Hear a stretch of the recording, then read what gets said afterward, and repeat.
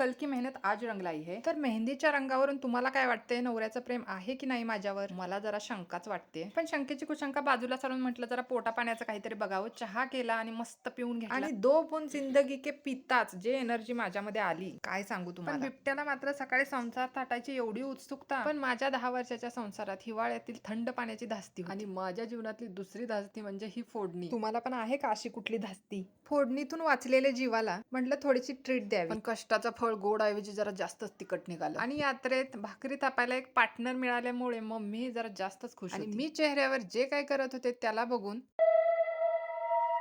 त्याची ही अशी अवस्था झाली होती. पप्पाने आणलेल्या वडापावचा फडशा पाडत पोटपूजा करून घेतली आणि झटपट पटापट दुसऱ्या कामाला सुरुवात केली. आणि मीच ठेवलेल्या कॅमेऱ्याला ओ भाई ये क्या है? अशी रिएक्शन देऊन फुटेज खाण्याचा प्रयत्न करतच होते. तेवढ्यात कोण आलं? साक्षात परमेश्वराचं दर्शन म्हणजे पतिदेवांचं. ए सफेद कपड़ा ओ नंतर म्हटलं गप गुमान आपल्या कामाला लागावं, नाही तर लाल डोळा घेऊन यात्रेत फिरावं लागेल. नंतर तोंडाप्रमाणे हात चालवायचा मी प्रयत्न पुष्कळ केला पण आपल्याला काय बुवा जमलेलं नाही. नंतर स्वर्गातून खाली उतरावं म्हटलं आणि दळण करावं, नाहीतर उद्याचा भाकरीचा कारखाना चालू व्हायच्या अगोदरच बंद पडायचा. आज घरघंटीला बाहेरचा दरवाजा दाखवलेला, कारण की आमची रवानगी थेट तिशीतून 90 होते. केस डाय न करताच काळ्याचे पांढरे होऊन जातात. म्हटलं ती आज रिस्क नको घ्यायला, नाहीतर उद्या म्हणतील ही म्हातारी कोण आली. बिबट्या मात्र वेट करत उभा होता. कधी एकदाची चक्कीत चालू होतोय मी तिचा मधुर आवाज ऐकतोय.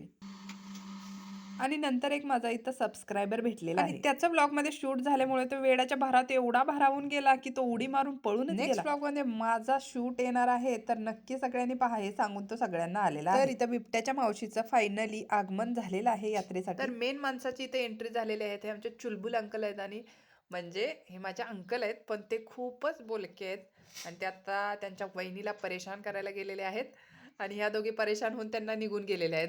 तर इथं सुरुवात होते आमच्या गावदेवाच्या छबिन्याची. तर बघू शकता एकदम मस्त यांनी इथं तयारी केलेली आहे.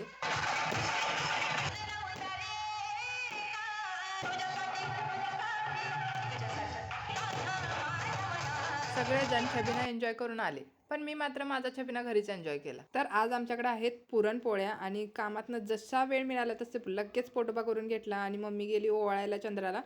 आणि नंतर माझ्या नवऱ्याचे एक्सप्रेशन बघा किती बिचारा थकलेला आहे. आणि असेच एक्सप्रेशन पुन्हा बघायचे असतील तर चॅनलला लाईक शेअर आणि सबस्क्राईब करायला विसरू नका. तोपर्यंत भेटूया नेक्स्ट व्हिडिओमध्ये. Bye bye.